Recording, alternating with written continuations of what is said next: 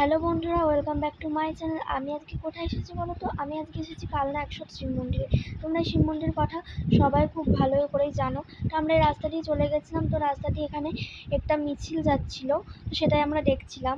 চলে এসেছি এবার 100 শিব মন্দিরের বাইরে। বাইরে প্রচুর দোকান ছিল। আমরা গেছিলাম সন্ধ্যাবেলায়, লোকজন খুব একটা ছিল না।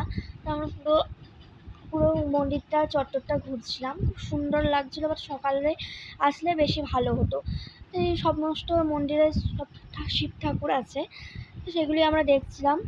এই জায়গাটা এতটা সুন্দর, আবার এই মধ্যে এত জোরে হাওয়া দিচ্ছিল, এমনি খুব ভালো লাগছিল। তো আমি আর আমার বোন গেছিলাম।